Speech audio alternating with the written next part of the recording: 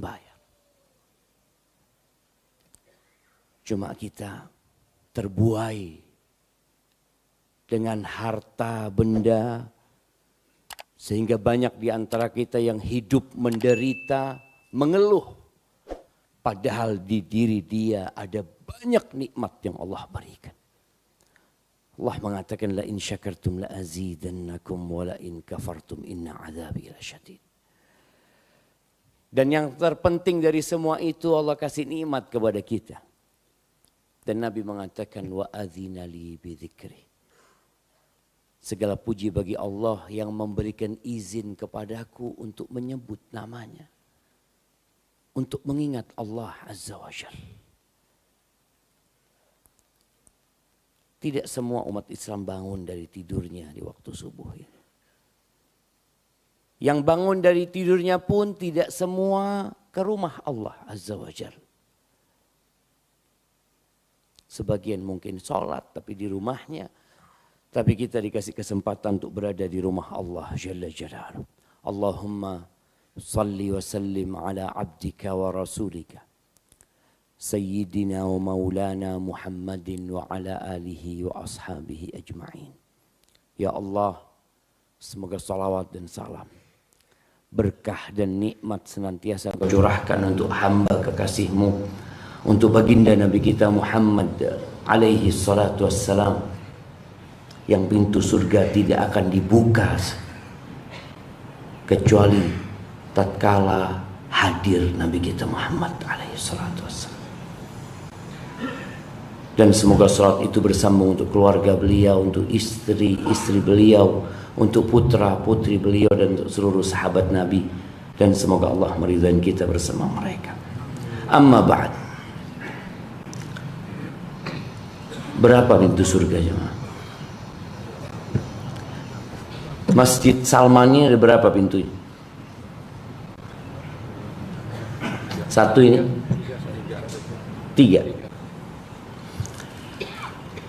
Dan pintu surga itu besar sekali. Jumlahnya 8. Lebar. Kita akan lihat bagaimana Rasulullah Sallallahu Alaihi Wasallam menjelaskan tentang lebarnya pintu surga. Di surat Az-Zumar, di ayat 73 dan 74. Allah Azza wa Jalla mengatakan wasiqal ladzina taqaw rabbahum ilal jannati zumara. Digiring orang-orang yang bertakwa, yang takut kepada Tuhan mereka. Di mana mereka digiring? Ilal jannati, ke surga. Berkelompok-kelompok mereka. Semua sesuai dengan amalan. Kita sering mendengarkan gurauan ya, di antara kita. Tatkala kita ikut kajian nih, ditanya sahibnya, antum di mana? Kata dia, wallah ana di pintu, nggak bisa masuk. Antum, alhamdulillah di saf pertama. Tergantung amalnya.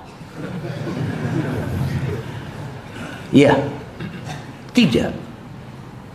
Kita lihat pembagian rizki di muka bumi ini, pembagian kedudukan, jabatan, kekuasaan bukan karena amal, tapi karena ujian yang Allah berikan. Bahkan kalau kita tahu, Rasulullah Sallallahu Alaihi Wasallam mengatakan, asyaddun nasi balaan al-anbiya. Orang yang paling berat balaknya itu para nabi. Seharusnya kalau bicara amalan, mereka orang yang paling nikmat hidupnya, yang paling nyaman. Para nabi hidup dalam penderitaan. Bagaimana Nabi Musa alaihi salam harus berlari meninggalkan Mesir menuju ke Madian.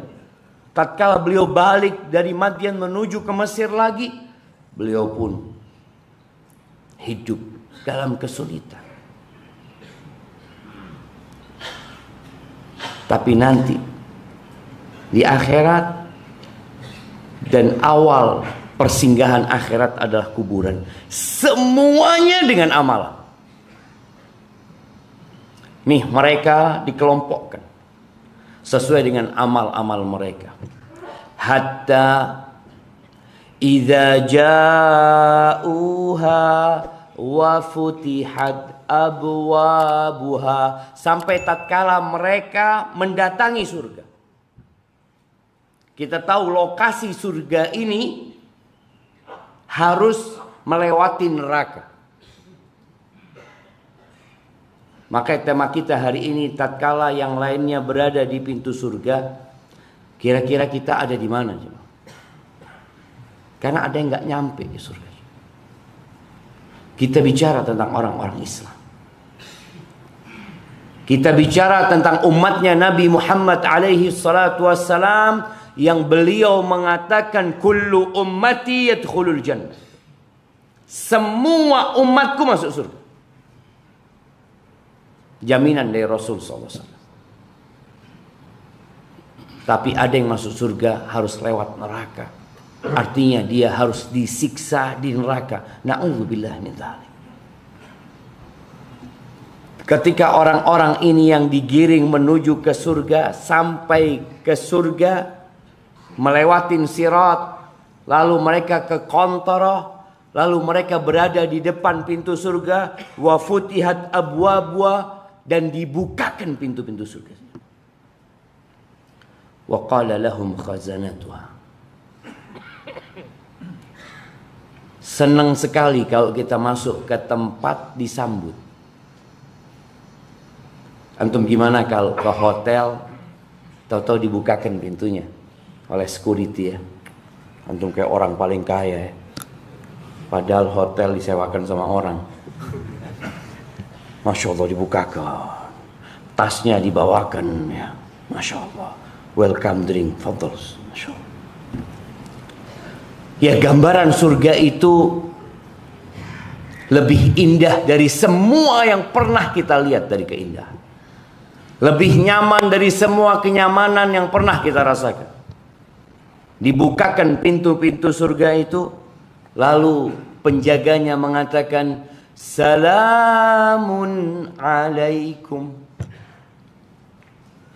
Biasanya kita yang datang kan mengucapkan salam kan. Kita yang datang seharusnya mengucapkan salam. Tapi nanti di surga mereka yang nyambut mengucapkan salam. Mereka mengatakan salamun alaikum tibtum fadkhuluha khalidi. Selamat buat kalian, kata dia. Kalian udah seneng di sini. Kalian udah bahagia di sini. Imam Ahmad rahimahullahu ta'ala pernah ditanya, ya Imam, matar roh.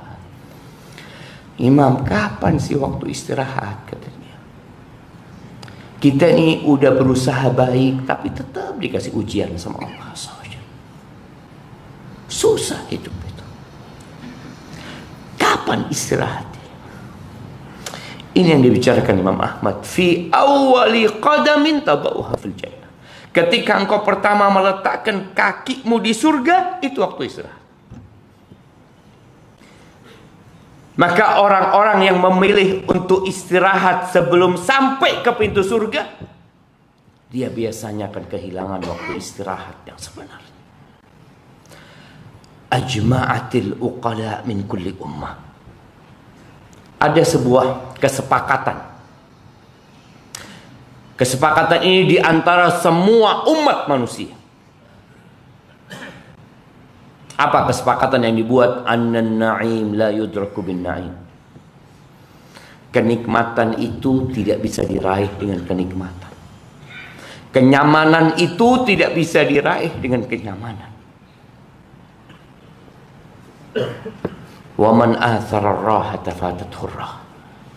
Barang siapa yang memilih istirahat sebelum waktunya, dia akan kehilangan waktu istirahat yang sebenarnya. Ini dikatakan kepada mereka yang melangkahkan kakinya masuk ke surga, tibtum, selesai sudah. Semua perjuangan kalian udah di sini berakhir. Kalian masuklah dalam kondisi kekal selama-lamanya. Antum masuk ke hotel, masuk ke villa, baru masuk dikatakan check out hari ini ya. Lu baru masuk sudah check out. Iya. Antum lihat, semua tempat-tempat yang nyaman ini ada batas waktunya. Akan ada orang lain yang menggantikan antum. Bahkan kadangkala ada orang yang ingin nambah 1 hari ya. Antum kalau berangkat ya ke Mekah, yang berangkat umroh, kadangkala kita mau check in nunggu lama sampai ba'dal maghrib, sampai ba'dal isya. Udah masuk ini, sama resepsionis dikatakan ini check out jam sekian, baru mau masuk jemaah, udah dikasih bayangan check out. Nih, penjaga surga mengatakan tibtum fadkhuluha khalidin. Kalian akan kekal selama-lamanya di situ. Sehingga tidak ada rasa cemas, rasa takut buat mereka. Apa kata mereka? Ketika mendapatkan sambutan yang seperti itu, setelah melalui proses yang panjang, dibangkitkan dari kuburnya, digiring ke padang mahsyar, didekatkan mentari kepada mereka, mereka tenggelam di dalam keringat mereka sesuai dengan amalannya. Lalu mereka dihisab, lalu mereka ditimbang, lalu mereka digiring menuju ke sirat, sampai mereka ke pintu surga dengan sambutan yang begitu indahnya. Lalu mereka mengatakan wa qalul hamdulillah. Enggak ada yang mengatakan, oh sakit, saya sudah berjuang, saya sudah capek lah. Mereka mengatakan alhamdulillahilladzi sadaqana wa'dahu. Segala puji bagi Allah yang telah membenarkan janjinya, menepati janjinya. Wa awrathana al-ardha natabawwa'u minal jannati haitsu nasha'. Dan memberikan kepada kami tempat di surga Allah Azza wa Jal yang di mana saja kita boleh milih semau. Fa ni'ma ajrul amili. Itulah sebaik-baiknya pahala buat orang-orang yang beramal. Ahibati fillah, suatu hari pintu surga yang 8 itu akan penuh dengan manusia berdesak-desakan. Kadzidun minasya. Tidak dibukakan. Tadi ketika orang sampai sana nggak langsung dibuka. Kenapa? Mereka nunggu Rasulullah SAW. Semua nabi dari sejak Nabi Adam menunggu datangnya Nabi kita Muhammad alaihi salatu wassalam. Lalu kita tidak mencintai Rasulullah SAW. Lalu kita tidak menghargai beliau. Lalu kita tidak mau menghidupkan sunnahnya beliau. Sedangkan seluruh manusia sampai Nabi Adam alaihissalam, Nabi Nuh, Nabi Ibrahim, Nabi Musa, Nabi Isa alaihissalam, semua menyerahkan kepada Nabi SAW. Hanya engkau yang bisa menyelesaikan masalah ini. Untuk memohon kepada Allah Azza wa Jalla. Itu syafaatul udma di padang mahsyar. Dan ketika mereka sudah sampai ke pintu surga, dibikin manusia ini menunggu. Supaya mereka tahu siapa yang sedang ditunggu. Nabi kita Muhammad alaihi salatu wassalam, beliau mengatakan, aku datang ke pintu surga. Fa'akhudhu bihalaqatil bab. Aku pegang itu pintu itu besar jemaah. Jaraknya antara Mekah sampai Hajar, sampai Busra. Disebutkan oleh para ulama, kalau antum sekarang ngecek ya, di Google Map, antara Mekah sama Busra atau Mekah sama Hajar itu jaraknya kira-kira 1273 kilometer. Itu itu satu pintu surga dan akan penuh dengan manusia. Nabi pegang tuh alat ketuk ya, besi yang biasanya bulat itu untuk ngetuk pintu gerbang itu. Fa'akhudhu bihalaqatil bab fa'uqaqi'uha, aku goyang itu. Ada suara dari dalam surga mengatakan, Man? Fa'aqulu Muhammad. Muhammad ini kata dia. Apa kata malaikat? La aftahu li ahadin qablahu wa la aqumu li ahadin ba'da. Aku tidak akan membukakan pintu surga ini sebelum buat engkau. Engkau yang pertama masuk. Dan aku tidak akan berdiri untuk seorang pun setelahmu, nggak ada. Aku berdiri bangun hanya buat engkau. Itu Nabi kita Muhammad alaihi salatu wassalam. Ahibati fillah, Rasulullah sallallahu alaihi wasallam mengatakan, Man anfaqa zawjaini fi sabilillah nudiya fil jannah. Barang siapa yang menginfakkan dua jenis harta. Ada yang mengatakan terus berinfak orang ini, atau dia mengatakan ada yang mensyarah hadis ini, dia berinfak dua model, 2 ekor sapi, 2 ekor onta, 2 mobil, 2 rumah, 2 terus dia ketika bersedekah. Maka dia akan dipanggil di surga. Ya Abdullah, hadza khair. Ini satu kebaikan yang kau lakukan. Faman kana min ahli salati du'iya min babis salat. Barang siapa yang tekun sholat sunnah setelah sholat wajib, rajin dia sholat sunnah. Kalau anda baca biografi para ulama, ada yang sholatnya sehari 300 rakaat. Ya Allah, kapan mereka sholat? Kalau kita bicara sholat wajib, berapa rakaat? 17. Tambah sholat malam 11. Tambah rawatib 12. Berapa jadinya? 40. Belum duhanya. Sebagian mereka itu kalau duha sholat sampai hampir menjelang zuhur. 2 rakaat lagi, 2 rakaat lagi, 2 rakaat lagi. Ada antara yang maghrib sampai isya, dia sholat terus sambil nunggu waktu isya, 2 rakaat. Kira-kira kalau antum 2 rakaat antara maghrib dan isya, bacanya qul huwallahu ahad sama qul a'udzu birabbin nas, dapat berapa rakaat? Nggak pernah nyoba.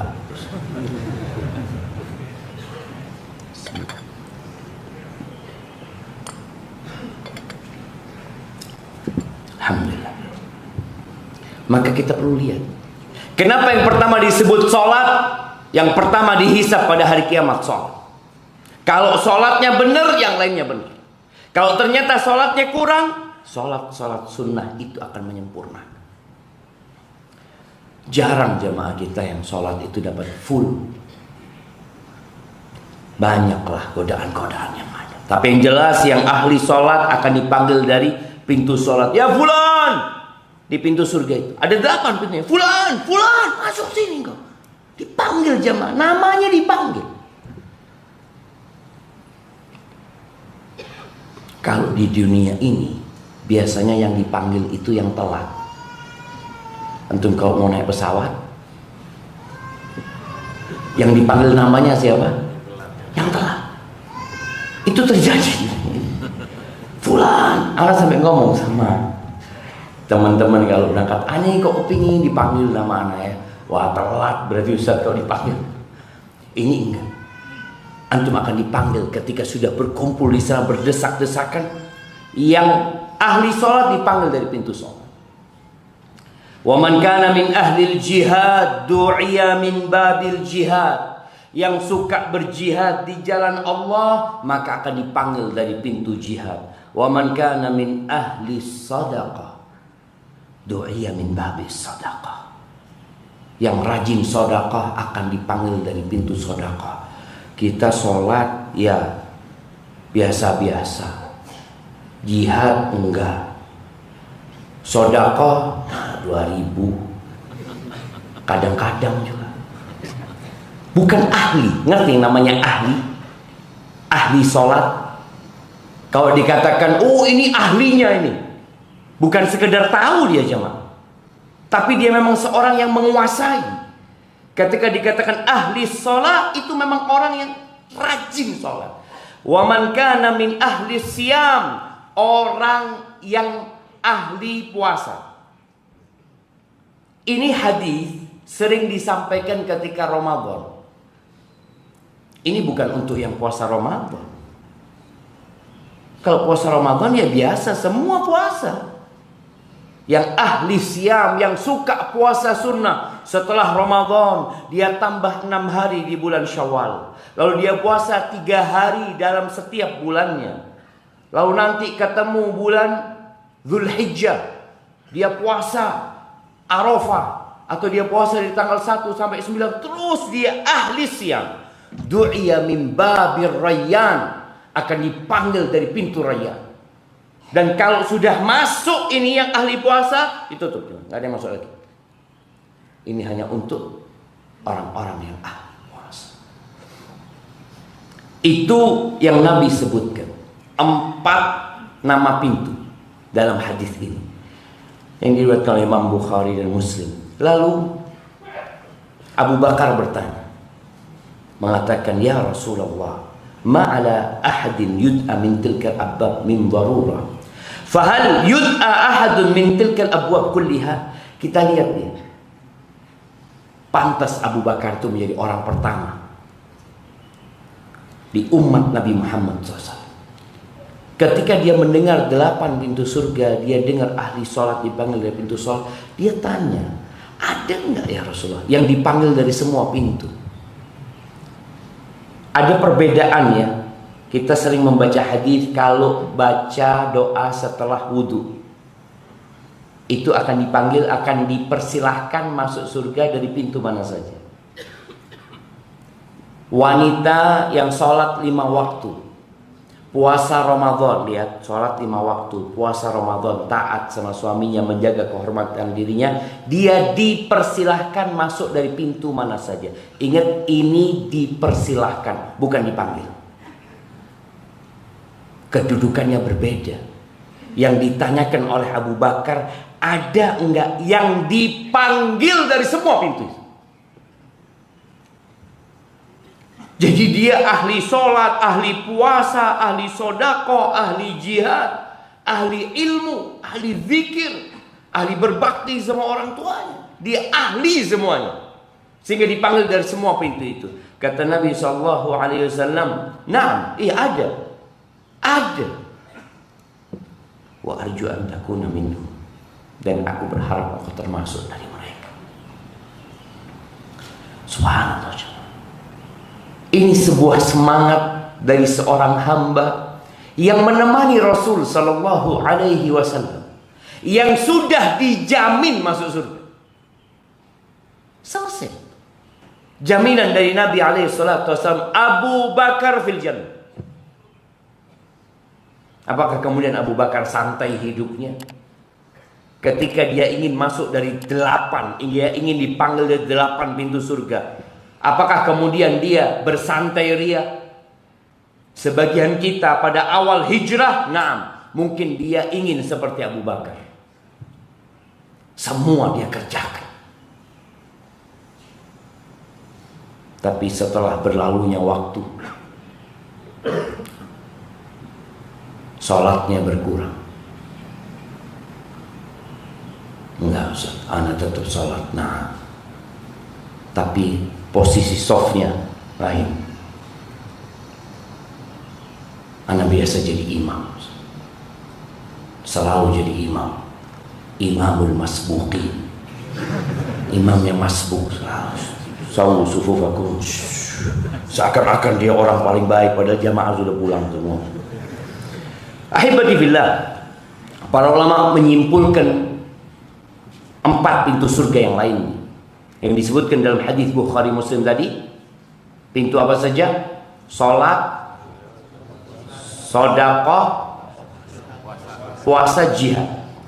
Ada pintu babul mutawakkilin, pintu buat orang-orang yang tawakal. Ini disebutkan pintu buat orang-orang yang masuk surga tanpa hisab, tanpa adab. Disebut babul aiman. Ada bab birrul walidain, bab pintu berbakti sama orang tua. Dia memang ahlinya berbakti. Jadi kadang-kala kita insya Allah harapan anak semua berbakti. Tapi ada di antara kita yang paling berbakti. Yang kalau emaknya cerita, ya Allah anakku itu Masya Allah. Tapi ada di antara kita yang kalau emaknya cerita, anakku sih baik. Cuma ya isna'udzubillah. Antum kadang-kala merasa sudah baik. Ada sebagian anak kemarin ketemu dengan seseorang. Yang dia cerita, Ustaz, anak itu nyimpan dendam dia sama ibunya. Karena dia merasa dibuang sama ibu. Tapi ketika dia dengarkan kajian, dia baru sadar kalau dia salah. Akhirnya dia mendatangi ibunya dan mohon maaf sama ibu. Kenapa kajian tentang birrul walidain? Kita perlu hadir lagi. Karena itu akan memotivasi kita, anak ini udah baik belum? Jangan sampai antum merasa sudah baik. Ketika antum merasa sudah baik, antum akan berhenti di situ. Sudah, standarnya di sini. Sudah, anak sudah kasih nafkah. Antum naik lagi. Karena ada pintu khusus buat mereka yang berbakti sama orang tua. Bahkan Nabi SAW mengatakan, awsatu abwabil jannah al-walid. Pintu surga yang paling indah itu berbakti sama orang tua. Jadi ketika di sana ngelihat 8 pintu itu, yang paling indah itu pintu surga. Berbakti sama orang tua. Kemudian ada pintu zikir dan ada bab taibin, ada pintunya orang-orang yang bertobat. Ahibati fillah, kalau bicara kira-kira kita ada di mana nanti? Kalau ternyata 8 amalan itu kita nggak ada yang ahli. Yang ada ahli maksiat, ada pintu ahli maksiat. Ada. Tapi di neraka. Yang ada itu pintu taubat. Yang tidak ditutup pintu taubat itu. Artinya kesempatan untuk kembali kepada Allah itu terbuka.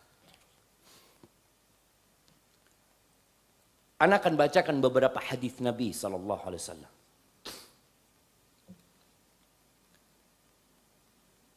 Yang mana Nabi SAW mengancam mereka yang melakukan perbuatan itu nggak akan berada di pintu surga. Yang ada dia jatuh. Ketika melewatin sirat dia akan masuk neraka. Muslim dia jemaah. Sekali lagi kita bicara muslim. Kita bicara ahlus sunnah wal jamaah. Antum kan tahu bahwasanya umat Islam berpecah belah menjadi 73 golongan, kulluha finnar illa wahidah. Semuanya di neraka kecuali satu. Yang satu ini pun berpotensi masuk neraka juga. Karena apa? Karena dia melanggar aturan. Seharusnya menjadi satu yang berada di atas sunnah Nabi SAW, tapi sebagian ajaran Rasulullah SAW dia langgar. Yang pertama hadis yang diriwayatkan Ammar bin Yasir. Di mana Nabi SAW mengatakan thalathatun la yadkhuluna al-jannah abadan. ada 3 golongan yang tidak akan masuk surga selama-lamanya. Yang pertama ad-dayyuth. Yang kedua ar-rajala minan nisa. Yang ketiga wa mudminul khamr. Ketika Nabi menyebutkan 3 orang ini, para sahabat bertanya, "Ya Rasulullah, amma mudminul khamr faqad arafna." Adapun orang yang candu miras, kami tahu. Mudminul khamr. Kita lihat ya, biasanya orang kalau sudah kena minuman keras itu candu. Narkoba juga hampir jarang orang minum sekali. Biasanya mereka nyoba, setelah itu berlari. Oh kok enak, lari. Yang gak bakal masuk surga, yang pertama mudminul khamr. Berarti dia gak akan ada di pintu surga. Yang kedua dayyuth. Famad dayyuth. Apa dayyuth ya Rasulullah? Yang gak akan masuk surga selama-lamanya. Qala alladhi la yubali man dakhala ala ahlih. Seorang yang tidak peduli dengan lelaki-laki yang masuk jumpain keluarganya. Istrinya bergaul sama laki-laki, mungkin duduk sama mereka, ketawa, ketiwi. Tidak menutup auratnya. Ada laki-laki yang seperti itu. Nggak masuk surga. Ini dari umat Nabi SAW. Faqulna famar rajula wal rajala minan nisa. Apa yang dimaksud lelaki dari wanita? Kok bisa lelaki dari wanita? Qal allati tashabbahu birrijal. Dia adalah perempuan-perempuan yang menyerupai laki-laki.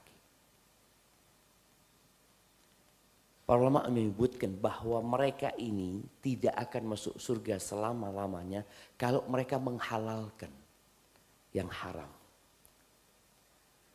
Kalau mereka tahu itu perbuatan dosa dan mereka takut sama Allah, iya, masih ada kemungkinan masuk surga walaupun harus melewati neraka.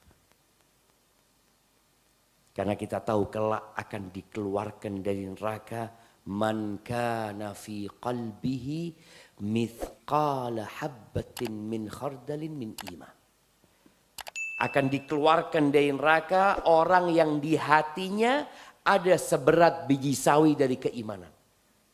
Artinya dia nggak kafir, tapi dia pelaku dosa, masih punya keimanan, dia akan dikeluarkan dari neraka. Tapi nggak akan ada di pintu surga ketika bersama Nabi SAW. Dia akan diazab dulu. Kita udah dapat 3. Semoga kita tidak termasuk.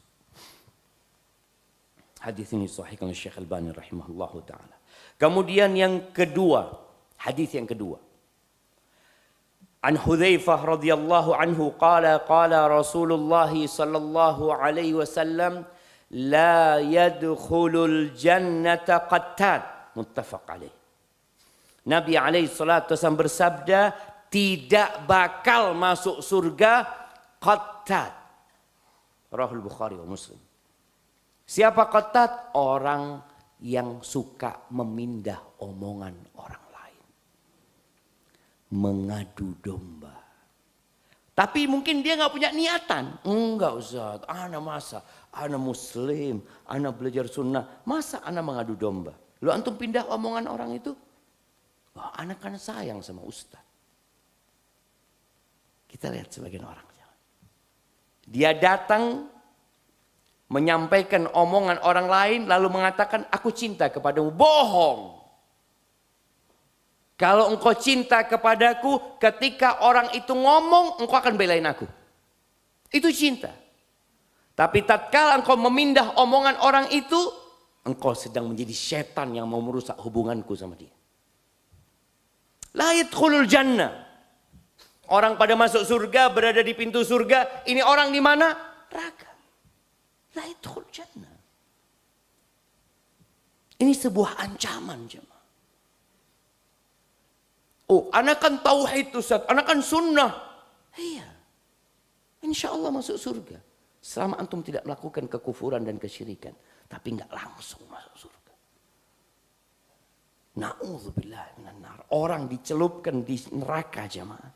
Satu celupan lalu dikeluarkan. Itu ditanya, engkau pernah melihat kesenangan? Enggak ada. Itu padahal orang yang paling senang. Maka jangan sampai antum meremehkan perbuatan ini. Karena berdalih, ana sudah belajar tauhid, ana belajar sunnah, ana dari ahlus sunnah wal jamaah. Ini yang Nabi bicarakan mereka. Maka berusaha. Kalau ada orang ngomong gak enak, jangan dipindah. Tapi antum belain saudara antum. Yang ketiga, hadis yang ketiga.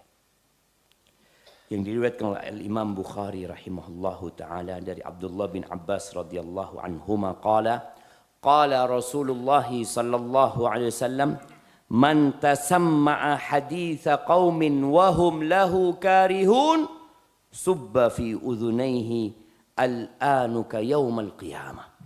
Barang siapa yang nguping omongan orang-orang yang mereka enggak suka disadap, mereka nggak suka didengarkan pembicaraan mereka, maka telinganya akan dituangkan ke dalamnya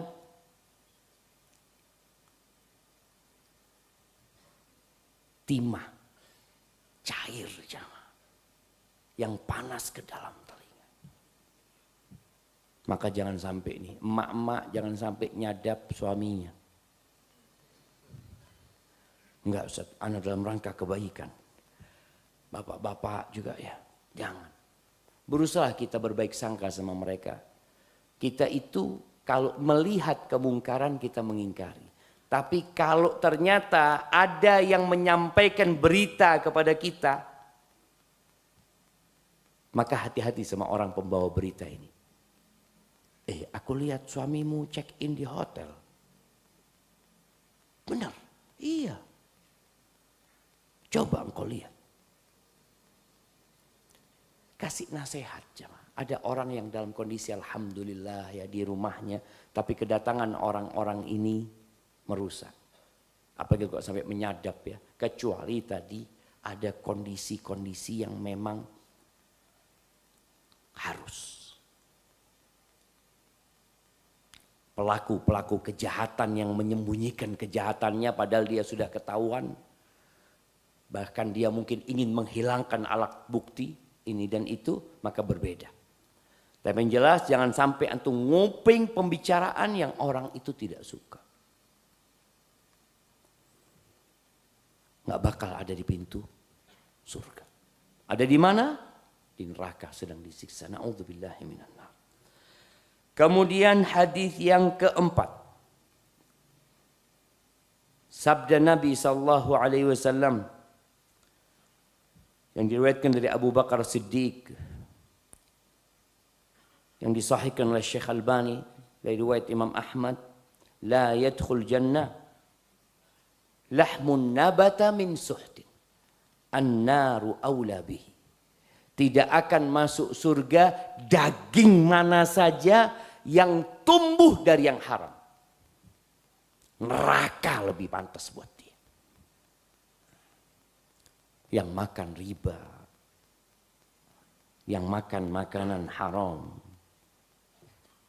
maka jangan engkau berpikir, ya Allah Maha Pengampun dan Maha Pengasih. Betul.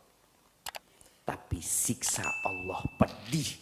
Gimana kalau ternyata udah tumbuh itu makanan haram jadi daging buat engkau. Hadis yang kelima.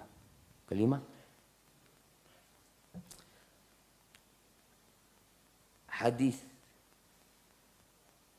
yang diriwayatkan Abu Hurairah radhiyallahu anhu,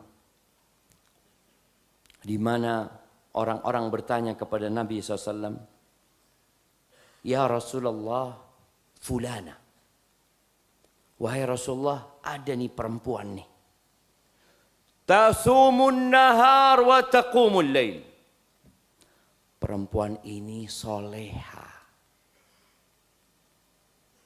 Dia rajin sholat, rajin puasa. Bukan puasa wajib, tapi puasa sunnah. Bukan sholat wajib, tapi sholat malam. Oh, mungkin seorang berpikir, oh kayaknya aku masuk dari pintu sholat sama puasa. Alhamdulillah punya amalan nih, rajin puasa, rajin sholat sunnah. Cuma dia punya satu masalah. Inilah yang sering kita lupa.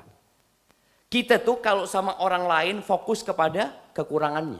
Kalau kepada diri kita, kita fokus kepada kelebihan kita. Oh saya ini kebaikan yang kau sebutkan.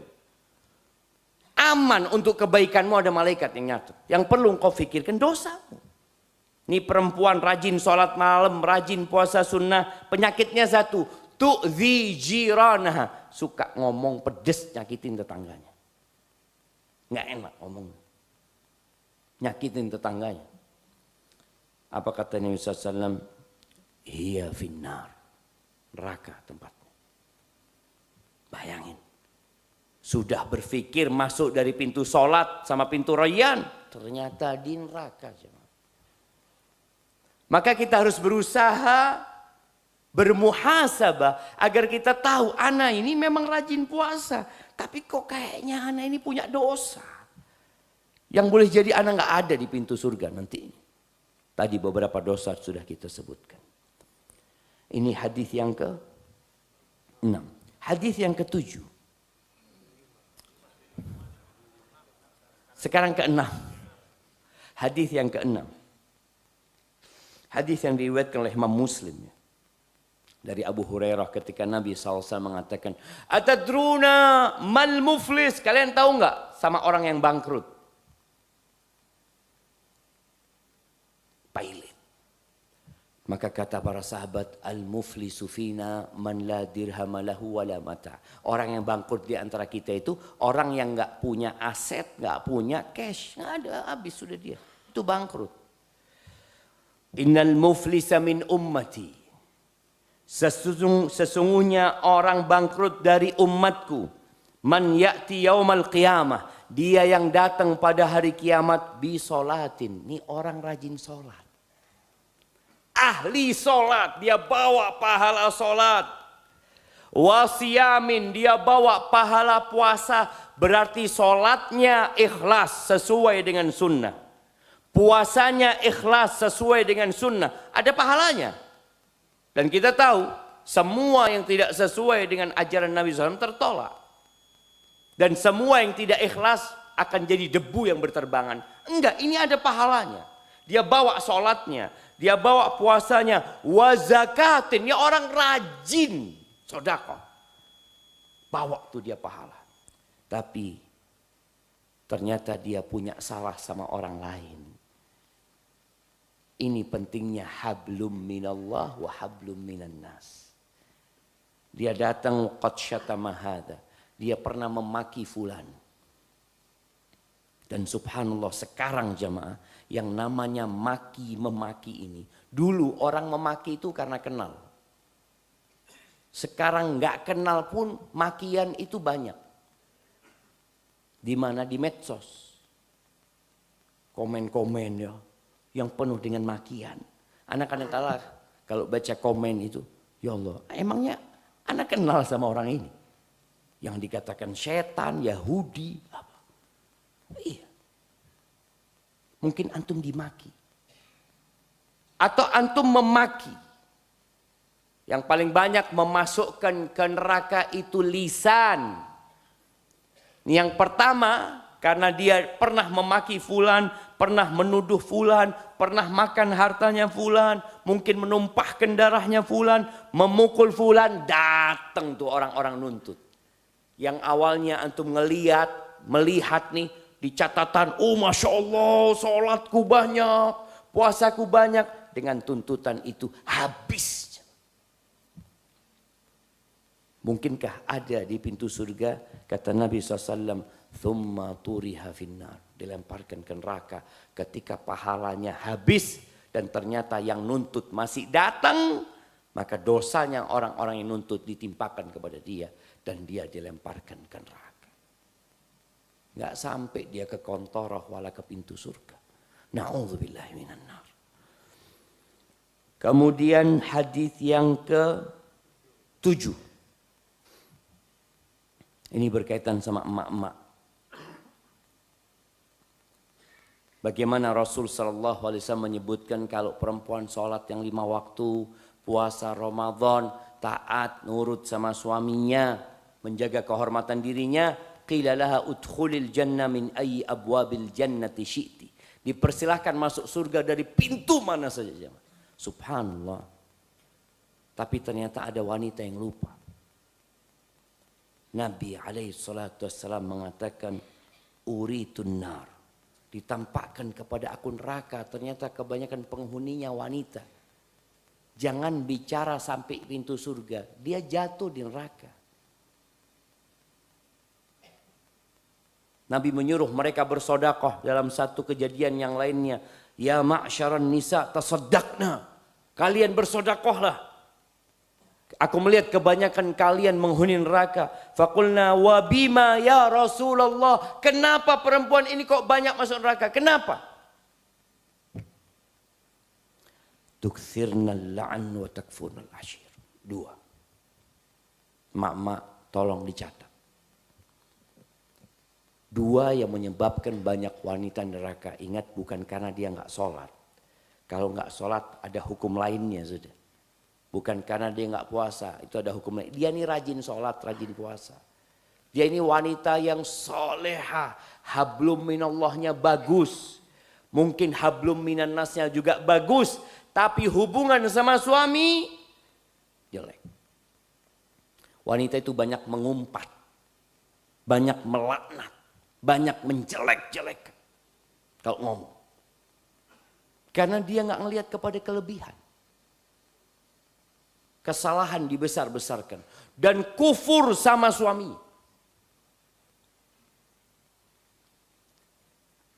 Ada emak-emak yang Masya Allah jemaah. Panitia kajian. Masya Allah. Kajian dari Senin sampai Sabtu. Ahad kajian di Salman. Suaminya ngomong, Dek mau kemana dek? Menuntut ilmu. Masya Allah. Suaminya di rumah goreng telur sendiri ya Allah.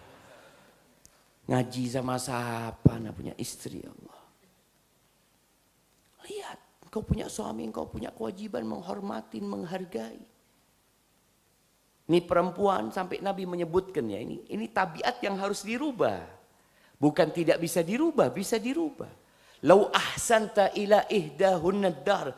Kalau engkau berbuat baik kepada istrimu sepanjang tahun. Dari bulan Rabiul Awal ke bulan Rabiul Awal. Tahu-tahu antum melakukan sesuatu yang menyakitkan dia. Apa kira-kira yang paling menyakitkan perempuan? Jamaah. Apa? Poligami. Dia datang, Dek, saya sudah nikah. Tahu-tahu kebakaran rumahnya. Lupa dengan semua kebaikan. Nah, ada seorang laki-laki yang sudah tua dia jamaah. Ana dapat cerita, dia nikah lagi.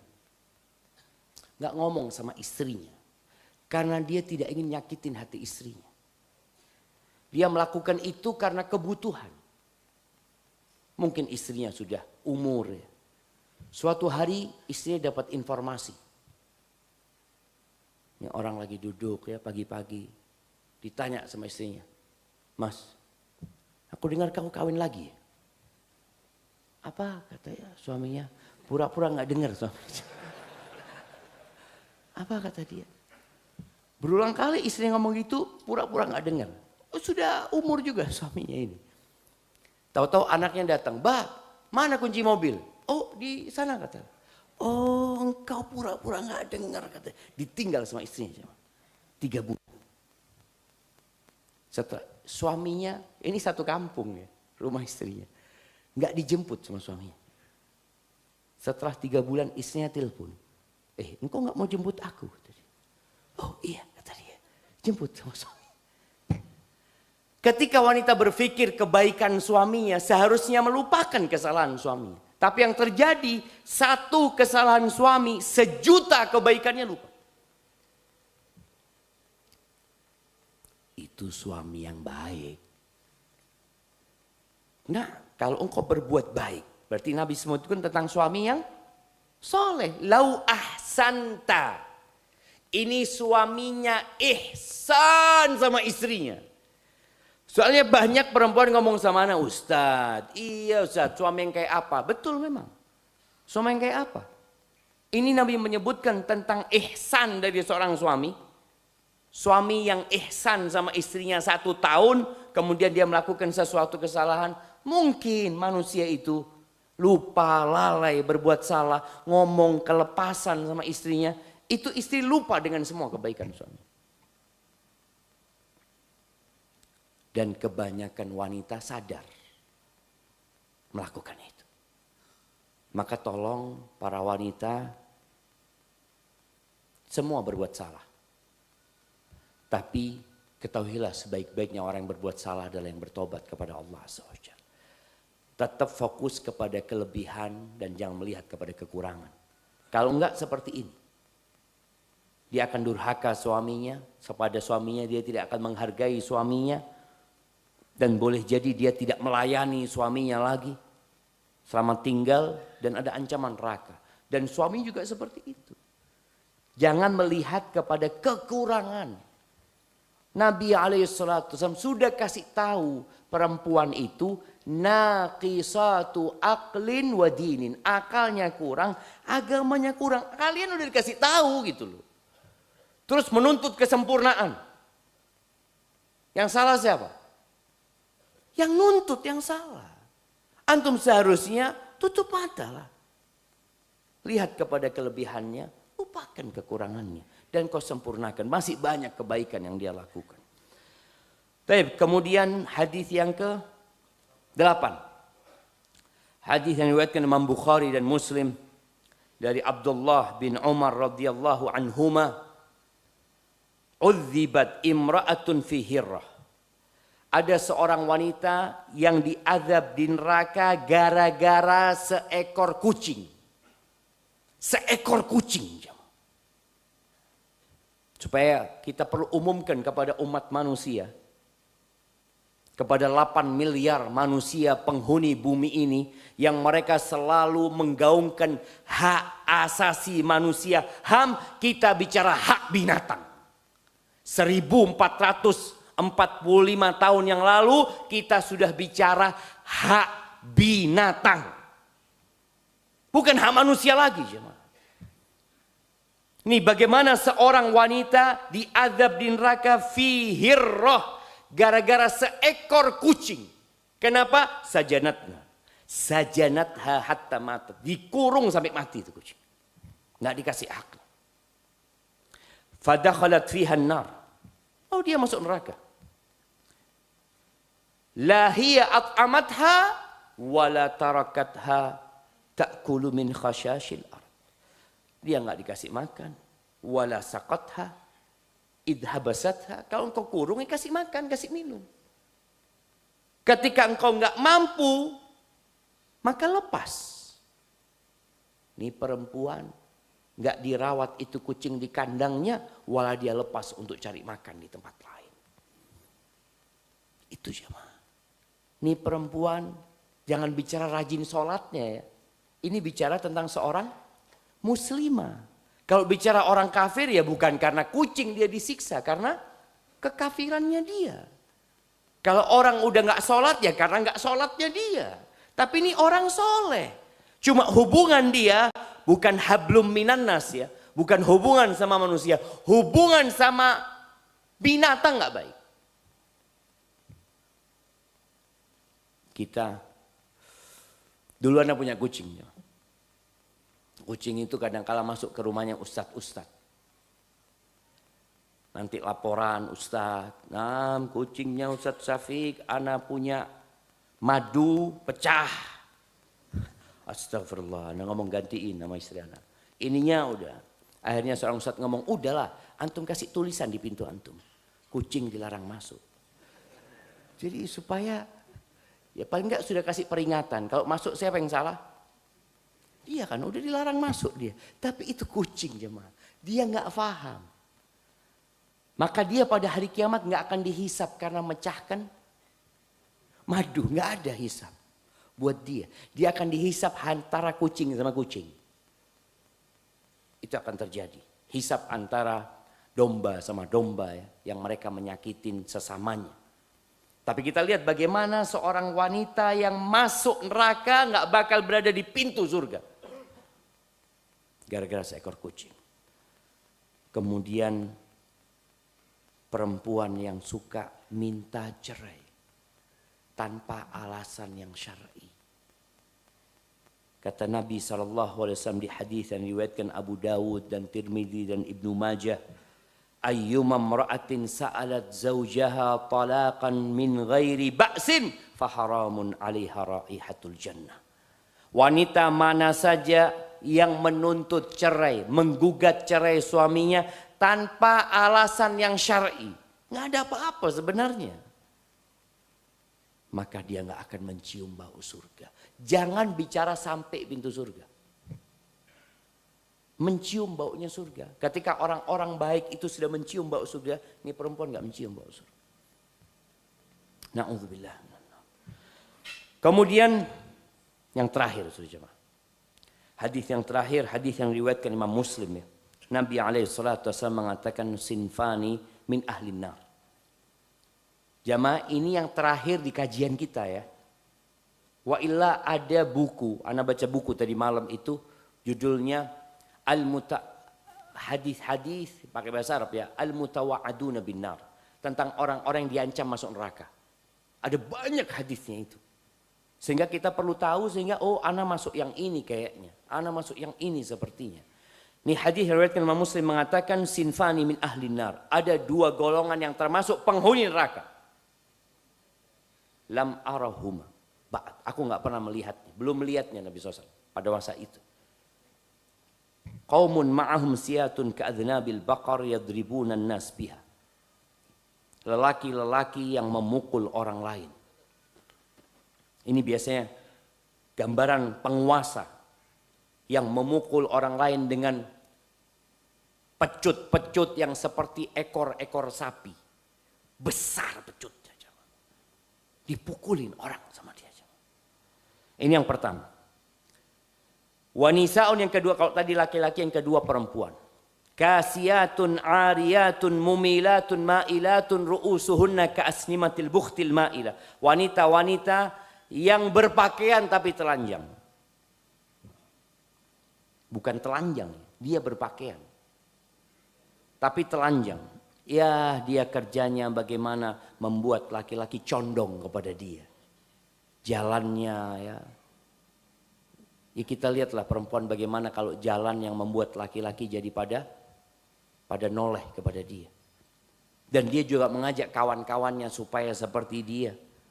Kepala mereka seperti punuknya onta yang miring. Jadi onta itu semakin besar punuknya semakin miring dia coba.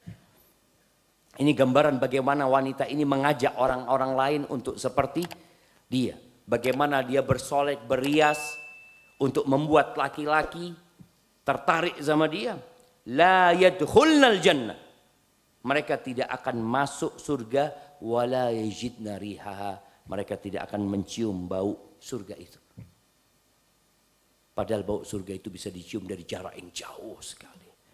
Barakallahu fiik. Itu mungkin yang dapat kita kaji bersempatan kali ini. Yang benar dari Allah Azza wa Jalla, yang salah dari diri anak pribadi. Allah dan Rasul yang terbebaskan dari kesalahan itu. Ada pertanyaan yang masuk?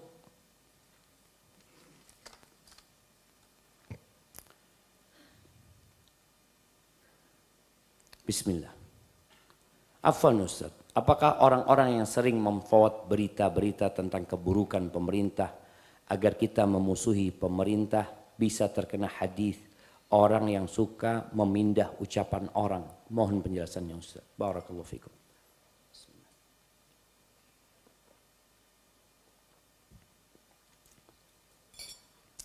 Naam, ahibati fillah. Kalau masuk hadis yang memindahkan omongan orang, enggak. Tidak masuk hadis itu. Karena hadis itu tujuannya mengadu domba antara dua orang yang mereka awalnya saling mencintai, ya, enggak ada masalah, ya. Ini pun mungkin dapat masuk dalam hadis tersebut kalau tujuannya memang membuat keributan antara rakyat dengan pemerintah. Lalu apa yang harus dilakukan? Kita melihat banyak kemungkaran. Kita melihat banyak kezaliman. Kita mau tidak boleh membiarkan kezaliman dan keburukan itu terjadi. Yang kita harus lakukan bagaimana melaporkan. Siapa kira-kira yang bisa memperbaiki? Oh, umpamanya Majelis Ulama Indonesia. Kita kirim. Oh, sepertinya anggota DPR.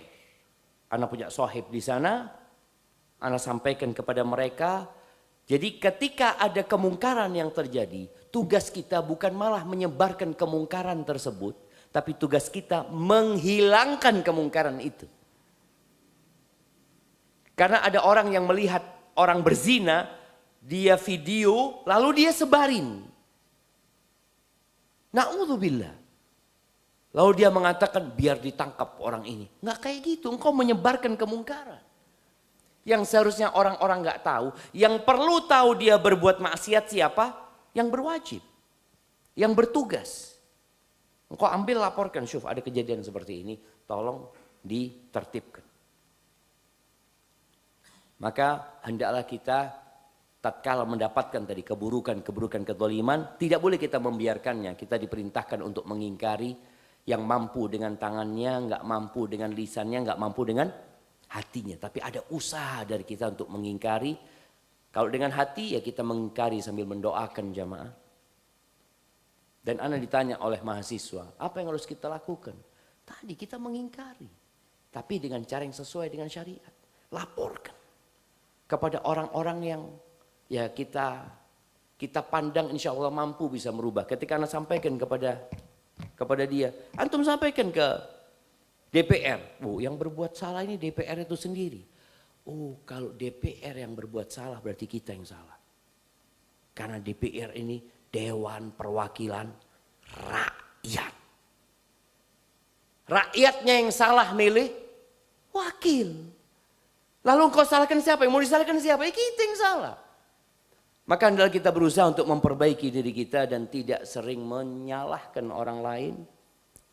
Orang lain berbuat salah dan kita berbuat salah, dan tugas seorang muslim watawasau bil haq watawasau bis sabr, dengan adab dan etika yang telah diajarkan.